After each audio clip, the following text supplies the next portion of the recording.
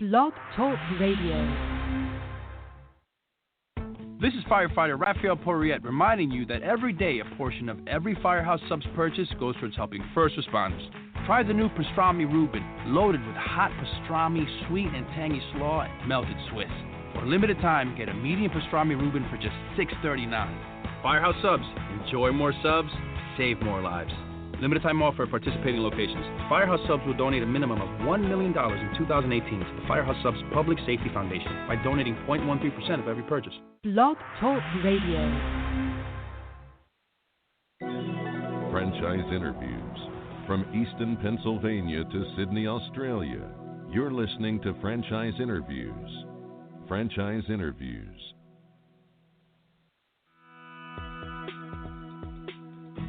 Welcome to Franchise Interviews. Franchise Interviews has been giving an up-close, behind-the-scenes look at franchising and entrepreneurship. Listen to interviews with franchisers, franchisees, franchise authors, franchise experts, and attorneys. And now, welcome your host, Marty McDermott, and Franchise Interviews.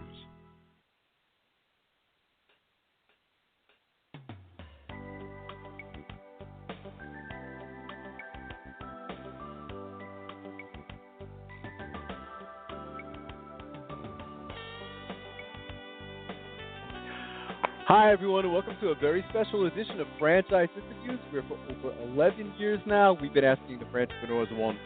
I'm your host, Marty McDermott. I'm the president of Franchise Interviews. We have a great show today. Meeting with Kevin Hasu, the co-founder and CMO of Pokéworks. Founded in 2015, Pokéworks is the nation's largest and fastest growing poke brand in North America, nearly 20 locations open and more than 100 under development. The brand provides a fresh take on Hawaiian-inspired poke burritos and bowls with the highest quality ingredients from local waters. We're going to talk to Kevin about that in just a moment. On Franchise Interviews. Stick around because we have a great show. The Stone Coat Franchise Opportunity. Are you looking for a unique and lucrative franchise opportunity? If so, take a look at Stone Coat. With a patented process which creates a true stone finish on almost any wall or ceiling, Stone Coat is a true game-changing product in the multi-billion-dollar construction industry. Stone Coat is applied faster, cleaner, and cheaper than conventional quarried stone, which saves both time and money. With advantages in remodel and new construction of both residential and commercial projects, Stone Coat is a true crossover product. The Stone Coat franchise opportunity provides a low startup cost, low operating expenses, comprehensive training, ongoing support, and no royalty payments. For more information on the Stone Coat franchise opportunity, go to www.stonecoatfranchise.com. That's www.stonecoatfranchise.com or call us at 972-380-2700. That's 972-380-2700. Hi, this is Connie McDermott, Administrative Assistant for Franchise Interviews, LLC, and you're listening to Franchise Interviews. Franchise Interviews. From Easton, Pennsylvania to Sydney, Australia, you're listening to Franchise Interviews. Franchise Interviews.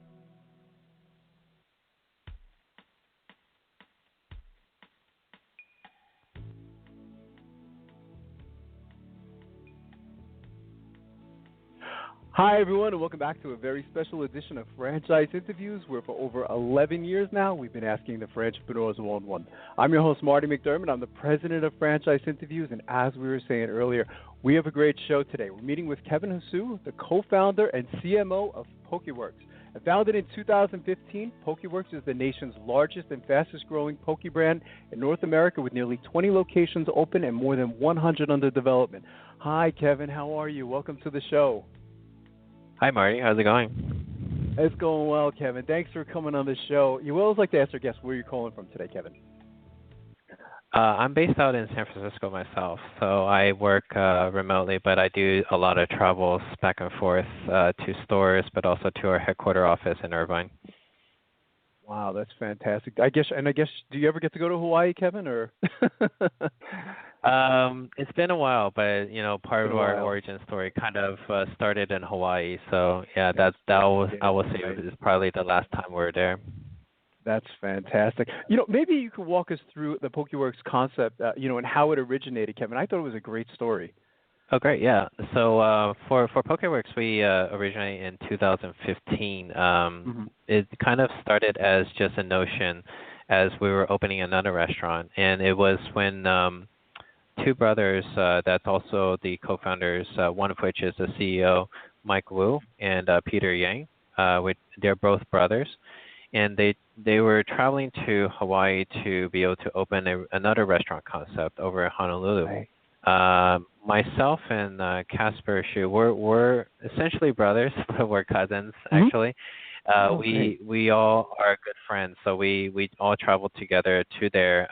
They spent a longer time there, but we were spending time together there while we were exploring different foods. Every time we travel, that's the first priority for us is just to see how the food is in that area, because that for us it represents culture. We want to kind of explore what types of foods are out in Hawaii. And while we're out there, for extensive period of time for Peter and Mike, they found poke to be partly the more not only flavorful but also savory, but also healthy over time. And alongside other Hawaiian foods being just as good, we found poke to be something that could be mixed and matched in different ways. So, the first discovery of poke for me was over at Foodland, which is a local grocery chain that has poke served up in deli trays. And what we'll do is we'll bring back like a couple half pints and pints of different flavors. And even the poke in Hawaii are the traditional Hawaiian, but also mix of other Korean and as well as Asian-inspired flavors as well. So for there, we brought back home. We can put on a bed of sushi rice, a bed of greens, and as well as just eat it with chips as well. So from there, we kind of explored making poke a little bit ourselves because we were so intrigued about it. But from there, we after we left Hawaii, it was kind of just sort of a hobby, something that we just played around with. But when we came back to the U.S., we were trying to find poke somewhere, but we just couldn't find it anywhere. So it will sometimes be in the appetizer section of a menu of a sit-down restaurant, or like a poke stack. But from there, we then started thinking, well, this is a great cuisine that we can potentially see how how Hawaii calls it, the mainland, will respond to poke in general. I mean, those that travel to Hawaii are familiar with it. Those that haven't may be fairly new to it. But also we had the notion that there's quite a bit of a sushi adoption in the U.S. So it kind of hugs close together in that sense. So from there we started conceptually start working with some flavors of our own, some combinations of how poke can be mixed together, and that kind of started in early 2015, actually out of Peter's garage in Irvine. You say garage, but it's fairly close to the kitchen, so everything was sanitary at that point. But we want to kind of really test through a lot of different ingredients, different types of vegetables and the mix-ins, and R&D the concept quite a bit more to a point where we had a full menu in place. We have initial idea of what the operations would be. And part of that is also the delivery. So one thing that we start noticing a trend within sort of the restaurant industry is more towards fast casual and more towards build your own as well. Right. So part of this concept, it seems something we can also put together as something that can be delivered in that manner. So we started tossing around some words, and one of the things that came up was poke your way, and that then becomes a trademark and sort of the mission statement around the way that we want to deliver food to the customer, which is be able to enable the customer to be able to be creative with every bowl or burrito or salad that they eat within Pokéworks. Usually in the beginning, they will pick one of our signature works or to get started, but usually we see the customers start kind of coming into their own creation, wanting more specifically one ingredient versus the other, one flavor or mix of flavors together. So that is something that we had a sort of an initial concept, I thought, but it's great to see today being in each of our stores as something that customers will come back time and time again for. So from there, yeah, go ahead. Sorry, I Okay, don't want to keep on going. no, I'm sorry to because it's such a great story, as you're telling it, Kevin. I mean, what's been the response, up to this point, Kevin? Because I know you've opened nights to about 20 plus, restaurants. What's been the customer feedback or response up to this point? Well, I would say, I'll kind of go in more chronological order. So we opened our first store in I would say in the middle of winter in Midtown, New York, and that was kind of the most ironic place to open a poke place. That's more of a summertime type of food, but partly with that, people were intrigued because one, they're again what I was mentioned before. They're familiar with sushi, but poke in a sense kind of serves sort of raw fish and the flavors of Asian flavors in a different way. So as we opened into New York, that was an example of how we had to kind of go through a little bit of education with the diners and the guests that came in.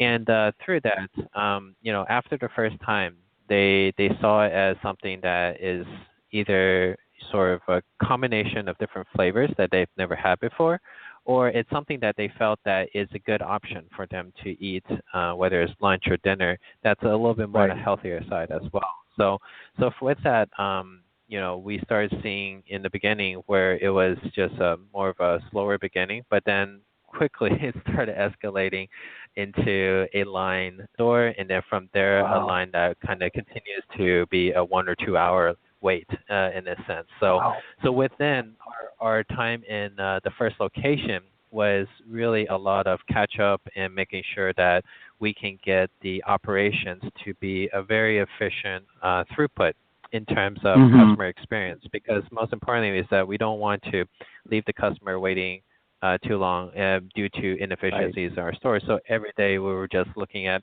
what little thing we can still squeeze out of the operational line to be able to make it much more efficient. The evolution of that today is something that we're able to get a very strong throughput. I think the most record throughput for us was half a minute for a customer to go from the beginning to the end of the line. So we have very high volume areas, but also other areas that's a little bit more spread out through the day as well. Reminds me of the McDonald's story in some ways. When McDonald's first started out, of course, they had a similar situation, where it took them a while to, streamline the process, and make it more efficient and quick, and once they got it down to that point, where they were able to, pump out, burgers in like 30 seconds, then they realized, or Ray Kroc even realized, that they had something, so it's really interesting. And New York seems like, it was interesting. I was thinking about that too, Kevin. When I first said New York, I said, that's kind of interesting. But I worked in New York for years, and I imagine cities would probably be a great location. I was thinking, San Francisco, Chicago, New York, a lot of Boston, places like that. Are those the areas you're kind of targeting up to this point, would you say? Yeah, so for us, we've kind of originally had the goal to be able to bring, Poke and Pokéworks over to at least the major markets across the U.S. So the second location that we set up was over in Mountain View, which is in the Bay Area. Third location in Irvine, which then became closer to our headquarters that we set up as well. Fourth being Seattle. So we're kind of incrementing into each of the major markets. And today we have about 12 locations. There are corporate locations that we've kind of entered into some of the major markets today.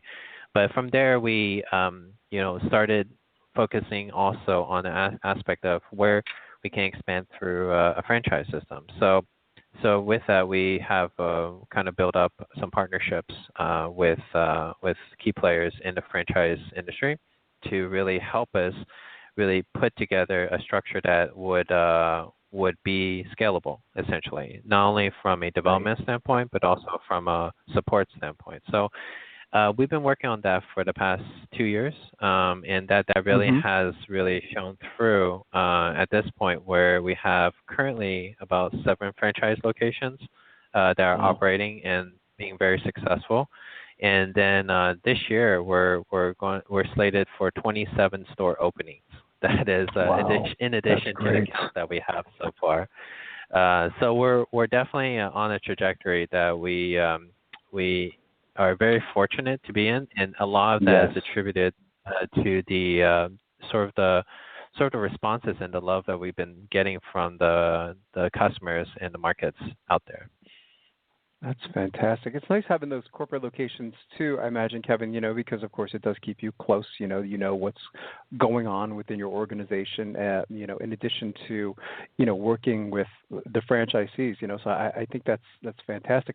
What are some of your favorites? I mean, when you go into a Pokéworks, Kevin, I mean, what would you, if you and I were in there right now, what would you order, or what would you recommend I order? Yeah, no, my guilty pleasures are usually like the Pokéworks Classic or the Spicy Ahi, just because they're so good. I mean, I feel like those ones, the flavors always kind of captures what I need. Like for the Pokéworks Classic, we have our own sauce that is fairly unique because you can essentially apply that sauce whether it's in poke, whether it's in salad, or other types of applications. But within that, it kind of gives you a little bit of vinaigrette type of feel that's both sweet and savory. But if you want, for me, I love also like a spicy aioli. I love sriracha, so spicy aioli has that element for me. And being able to have that either by itself, or we also have some secret menu items where you can kind of combine, where the sriracha aioli can be topped on top of another sauce. So those type of things, I that's my go-to. But that's why we have about 9 different flavors to be able to allow the customer to have different sort of flavor. And that's typically something that we ask the customers: that what do you like? Do you like something more sweet, something more savory, something spicy? And we kind of help we help the customer out to be able to kind of pinpoint what's a good starter. And that's where it begins. The customer will then start being intrigued with other flavors, and we give samples out in that sense for them to try other flavors as well. Yeah. That's fantastic. I remember when I used to work in New York, Kevin, and I would always, grab a hot dog or 2 hot dogs, and I'd always go back to lunch, after lunch, tired, and I said, I said, this is such a great, healthy alternative. It has the seaweed in there. It's good for you, so you're not tired after lunch or, even dinner. So I think it's fantastic. So what makes Pokéworks an attractive business opportunity to potential franchisees, Kevin? The majority of our listeners, we call them aspiring franchipreneurs. Most of them seem to want to go into franchising. They have that idea in their head. How do you typically respond to that question? Usually it's essentially two elements. Like for us, we talk about more Pokéworks as a brand and how it stands out from other fast casual concepts, but also how it becomes more of an opportunity for our franchisees. As a brand itself, we focus a lot, and that's kind of where we stand out, is in the sense that we always view Pokéworks as a brand that's here for the long term. So we do a lot of investments as well as a lot of outreach to be able to make sure that we can establish ourselves as a brand for that long term as well. So one case of that is that we've worked with a couple of chef collaborators, but one in the more aforementioned is chef or top chef Sheldon Simeon, which we collaborate with to be able to kind of launch some of his signature works into our stores as well. And it came about as something that we have very similar thoughts and passion in terms of food, but also with what we believe in terms of culture that we need to be able to establish as sustainable eating, sustainable living type of situation. So for us, we want to also align with also how we source our food. So a lot of our focus in terms of the quality of fish and as well as ingredients that we bring on has to really abide by certain certifications within each of our sourcing. So one of which is like a Marine Stewardship Council is one that we have certified as a fish to eat, and as well as different aquaculture stewardship councils and certifications that goes alongside that we need to make sure that each time we go into a new market, for us as a corporate side, we also make sure that sourcing is aligned with what we need to keep it at, so that each of our stores have a consistency across in terms of not only the flavor side, but also how it's being sourced as well. So for us, it really is around keeping sort of the company of people that we work with, and as well as people that partner with in along the same sort of mission values that we believe in as well. But in terms of opportunity itself, we've set ourselves out to really be the leading, if not the only, Poke concept to really expand into so many different markets, and one of the fastest growing in that segment as well. So for us, we see that as essentially a strong brand that's going into these markets to be able to help put a good presence, especially either new markets or existing markets, into play for either ourselves or the franchisee. A lot of it as well, what we have seen, and as well as structure for the franchisee, is a really strong revenue generating stream around not only aspects that are dine-in, but we oriented the menu to be something that is easy for delivery, as well as grab and go and catering. So there's definitely different avenues for multiple revenue streams that can be generated when opening a store. So it's not, for other concepts, maybe just purely a good concept for dine-in, but not so much for delivery, etc. This has been something that we've been able to see where it's been being able to be delivered in different sort of avenues and conventions that has been able to do well with the experience in the end for the customer. So for us, we've been able to see, additional revenues kind of build up from there, from what the days of when we just started with just dine-in to the point that we have multiple revenue streams to even grow our business even further. From how we kind of start with the franchisee in the beginning is also an advantage in itself, all the way up to the beginning where you're looking for a space for you to open up a Pokéworks. Because for us, being in the restaurant industry, we don't require as much intensive equipment in the back. And as well as space size, we've worked with a range of, for instance, New York store is that the first store was at like 700 square feet. And that was, or 800 square feet, but then 600 was the main floor, but there's a 200 that was the bottom floor. So you can imagine how tight of a squeeze that space was. Of course. To be able to run an operation of, lunchtime of 100 bowls an hour. So that type of traffic that going to such a small space.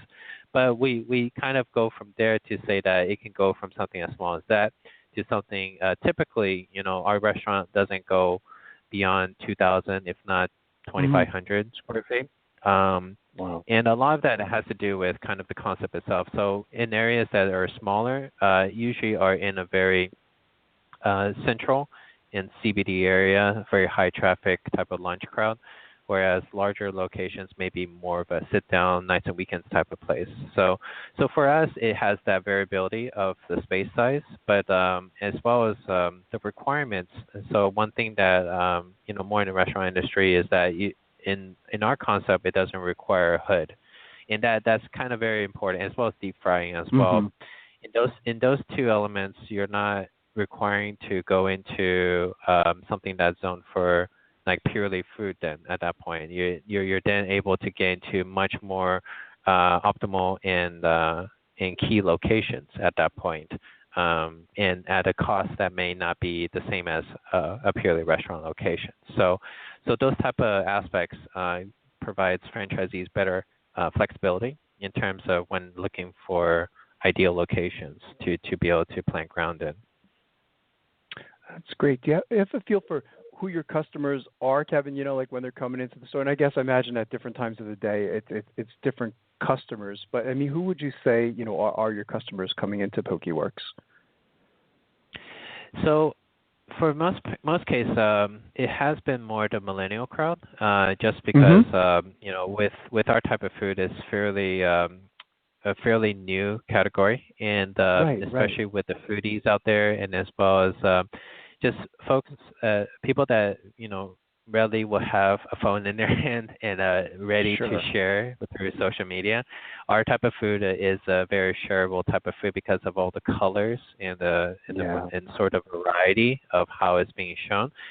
So from there, we find that especially in the beginning when we just started, is that we find that our brand and as well as our food has been shared across social media quite in a viral nature.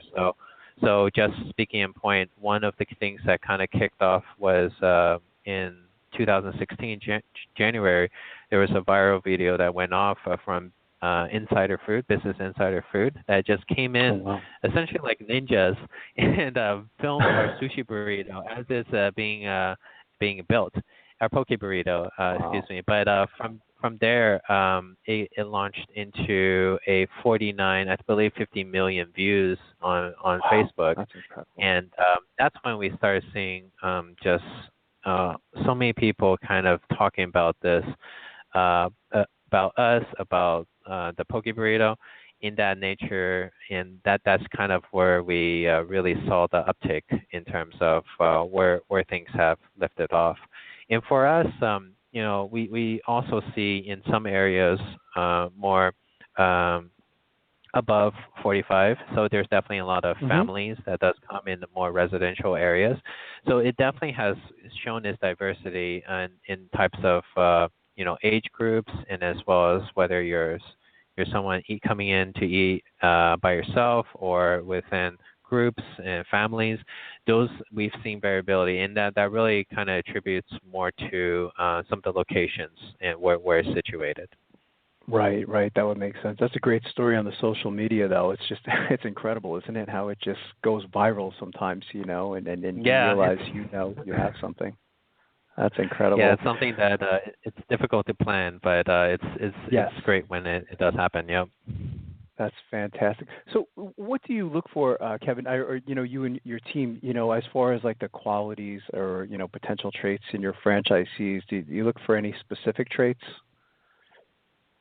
Yeah, most importantly, when we evaluate franchisees, and we do have sort of a aspect that we go through to evaluate and then question how much of a good fit that we have between our brand and franchisees is to say that we're not to say that it's not qualified. It's just more so that we want to make sure that it's right for the franchisee as much as they're right for us. So for this, we really look for, as a fundamental sense, those that are similar-minded as us. Getting to a franchisee business is something that they themselves is entrepreneur in themselves.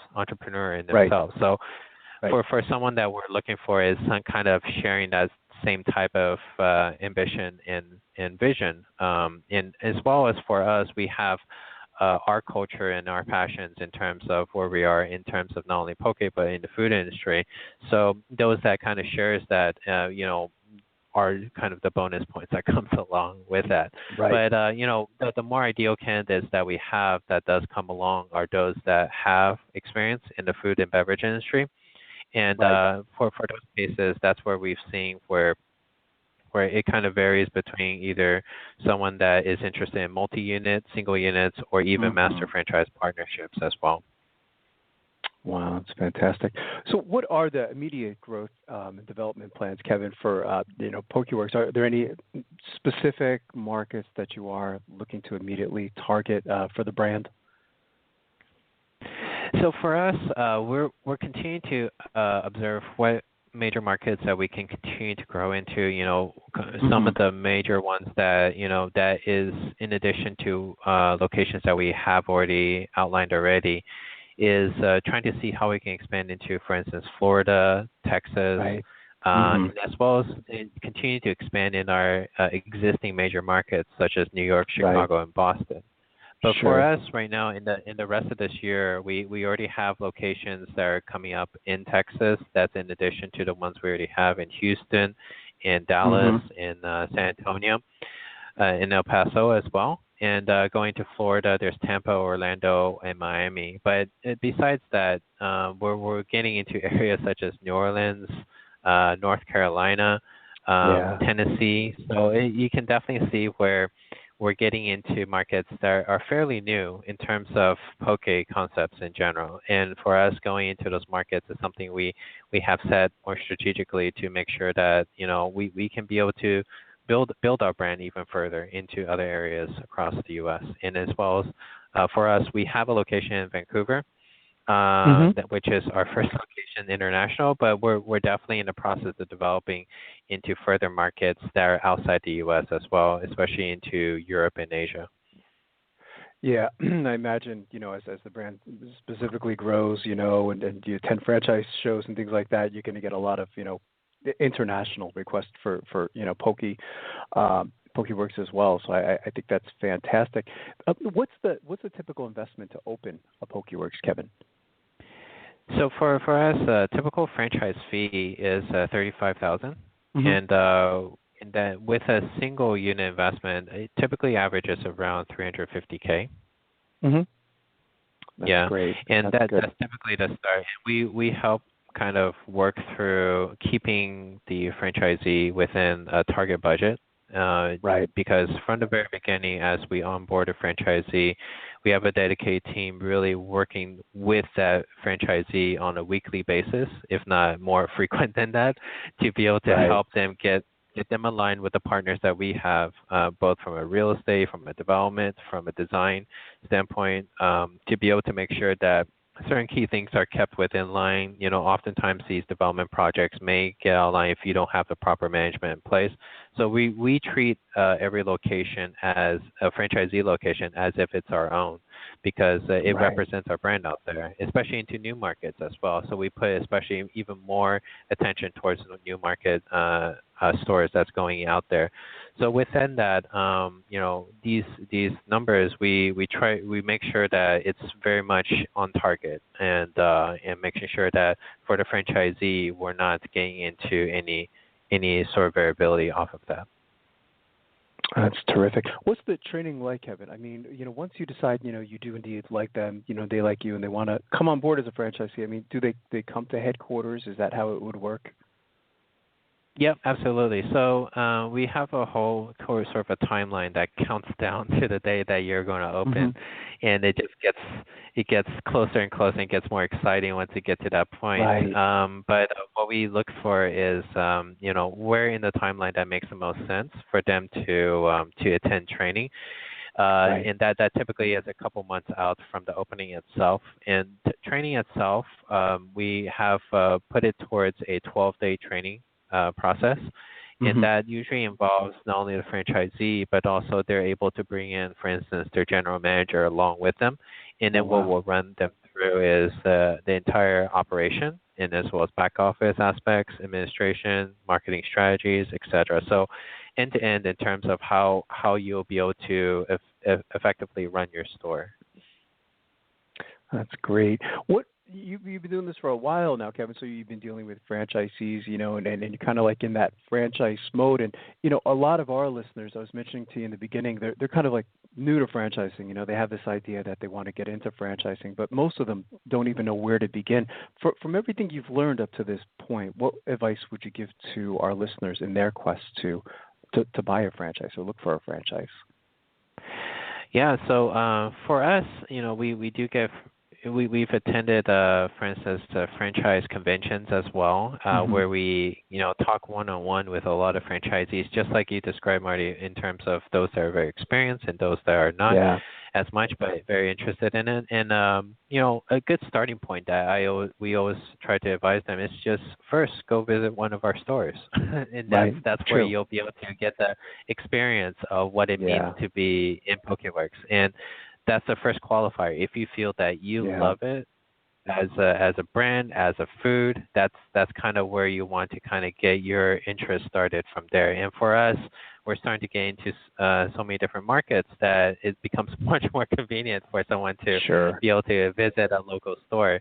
But second from that is to really see where you believe in the brand and such, and that's kind of whether it's our brand or any other brands, is that we kind of put ourselves out there in terms of what we stand for and what we believe in terms of what Pokéworks means to a customer. If that's something that from you as a franchisee believe in as well, then you're in the right spot. I mean, for us, we see people that are interested because they want to get into sort of a business from an entrepreneurial route, but part of it is that the part about structures, operations, and as well as marketing and brand is something that may take more support to be able to get up and going. So that's kind of whereas a franchise business is there to help potential investors or partners towards this route. So that's kind of where we see, as long as the franchisee sees where the value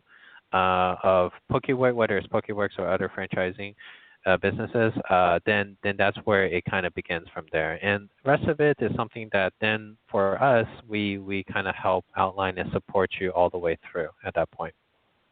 That's terrific. I think that's great advice. So what's the best way for our listeners, Kevin, to get more information on Pokéworks? Are there any websites they can go to or any numbers you'd like them to call? Yeah, probably the best place is our website. We have a franchise section on our website, so that's www.pokeworks.com/franchise. And then from there, once you kind of go through the information from there and you want to reach out to us, there's actually a form there that you can. It's not one of those lengthy forms that has a million fields, but at least it will just kind of have some aspects within there that will kind of give you some parameters so that we can understand where you're coming from. So once you fill out that form, we'll then reach out to you and then be able to kind of start discussions from there.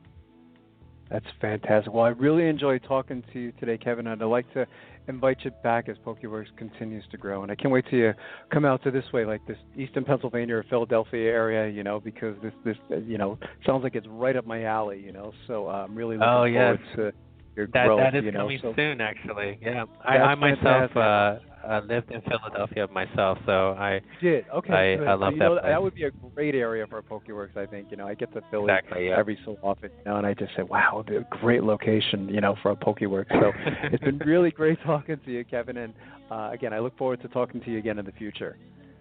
No, sounds good. Thank you very much, Mari. My pleasure, Kevin. We'll be right back with more franchise interviews. Coming up on segment 2, you're going to hear what every franchipreneur needs to know before buying a franchise. We're going to play a clip from our popular Great Quotes in Franchising podcast right here on Franchise Interviews.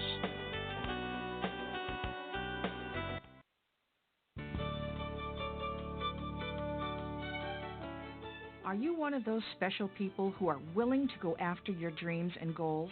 Are you ready to fulfill that dream of owning your own business with the security of a proven brand? The opportunity to take control of your future and own a Rita's Italian Ice franchise is within your reach.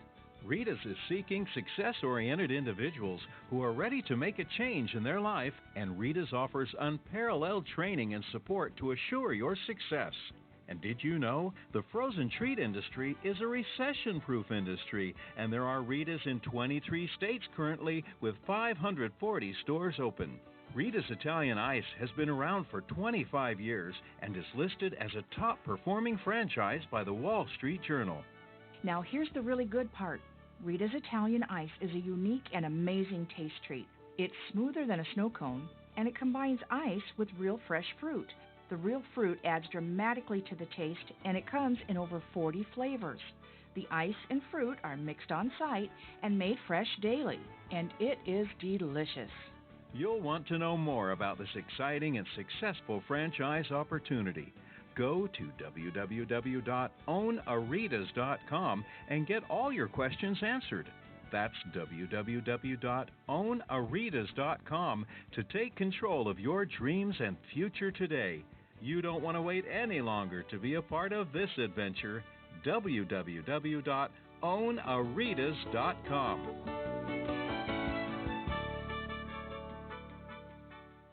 Franchisers, are you looking to reach aspiring entrepreneurs looking to buy a franchise?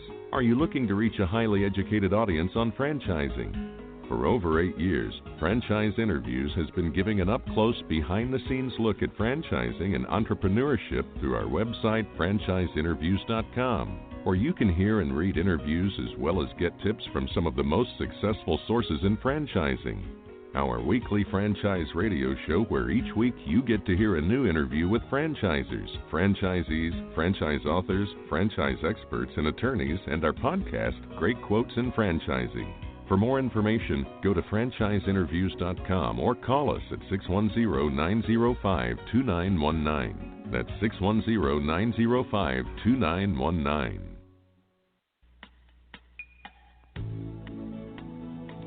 Hi, everyone. This is Marty McDermott from Franchise Interviews, and welcome to another edition of Great Quotes in Franchising, where each podcast you get to hear a great quote in franchising. You know, we've been hosting Franchise Interviews many years now. In fact, this year is going to be our 10th year and 500th show, and during that time, we've had some incredible quotes on our show.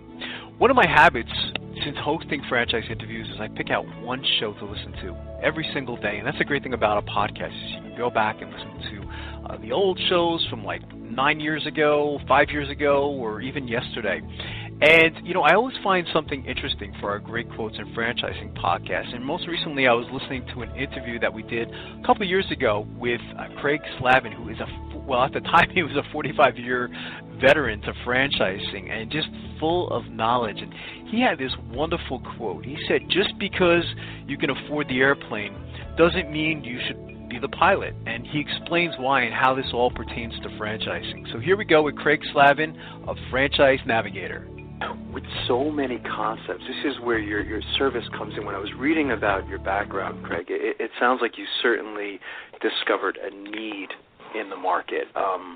It's as you were saying earlier, it's a nightmare for the franchisor and the franchisee to both get involved with each other if it's not going to work out. So you created this interesting concept called Connect Me. It kind of segues into my next question. With so many different franchise concepts, how does somebody who's interested in getting into franchise, how do they select the right one? Well, that's a great question. And my favorite expression is, just because somebody can afford the airplane doesn't mean they're qualified to be the pilot. Wow, that's great. So, I'm going to have to use that on the show. My pleasure, by all means. And what I found was that people bought franchises for the wrong reasons. And what gave me that insight was really two things. One, when I was asked to provide expert testimony, litigation support when there's conflict, and I would listen to both parties, and it's sort of like that song, everybody's right, everybody's wrong. You know, there is no right, there is no wrong. There's three sides to every story. And then what happened was, it was really a very interesting aha. Having been a franchisor, having sold franchises myself and consulted to hundreds of companies, we'd always scratch our heads and wonder after we sold a franchise, you know, is this going to be a good fit? How are we going to know if this person's a good fit for this model? And you generally don't know until after the fact. And after the fact, if it's not a good fit, it's not a good thing. So we looked at whether or not we could be predictive in the recruitment and the selection and the awarding of franchises to people, because it's sort of like walking into the vegetable section of the grocery store. You don't have just onions. You don't have just potatoes. You've got a wide range, a wide variety to choose from, and the same thing is true about people and human nature. Everybody has their own value system. They have their own strengths, their own weaknesses, skills, behavior. So we looked at how can we be predictive. And I assembled in the late 80s a team of industrial, clinical, organizational, and behavioral psychologists, along with some key franchising executives.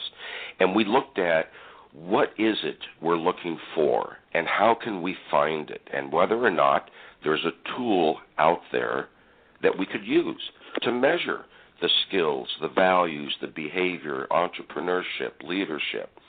And the fact of the matter is, in real-life situations, we utilized some of these tools.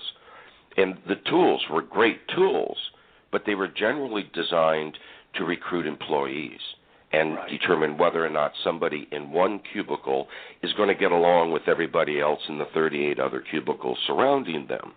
It had very little, if any, application to managing, running, and executing a business model. So we developed our own tool, and that tool is called Franchise Navigator. It's a skills, values, and behavioral assessment tool. It takes, now that it's online, it takes approximately 8 minutes to complete. And what it does is it actually identifies the skills of the particular individual, what their value system is, because that's the basis for making decisions, what their behavior is, how they're going to function in a leadership capacity, in operational efficiencies, customer service, people development, delegation, time management. And we now have approximately 150 franchise organizations where we've gone in and we've actually benchmarked their existing franchise operators, and then these companies, using their own performance metrics, identify if they're a high performer, a mid performer, or a poor performer. We have a team of independent statisticians that then do an entire statistical analysis of the data, and from that, we're able to create a high performer profile for either single unit or multi-unit for each of these companies that indicates on a scale of 0 to 100% in 4 different dimensions where the high performers score, where they fall. All inbound candidates, new candidates, are given the same assessment tool, and within 2 seconds, an email is sent to the franchisor that graphically, in color and through a chart, identifies the individual, how they compare to the high performer profile, and whether or not they're a strong candidate, an acceptable candidate, or a poor candidate for that particular franchise. So it goes beyond criteria of money, location, and industry preference, and it actually goes into, can this person execute the business model, be the extension of the brand in that particular market, and is a good fit? Well, Marty, a lot of work has gone into this. A lot of work, a lot of time, and a lot of money. Yes. We're getting ready to launch version 8, which we're going to release at the IFA convention coming up in a month. And it's going to give us even greater detail and insights into an individual on a predictive basis. We even know how these profiles respond, how individuals respond during various stages of the process of becoming and then once they are a franchisee, so that we can train the franchisors that it's not about the products. It's not about the locations. It's about the people. The strength of market share comes from not how good the product is, but how strong the people are who are delivering it. So what happened with Connect Me was we realized we have information that nobody else on the planet does. We know who these companies are looking for. We know the geographic area. We know the liquid capital requirements. So we reversed the process, and we created Connect Me, which is sort of like the Match.com, the eHarmony of buying a franchise. We offer it for free. People can take the survey.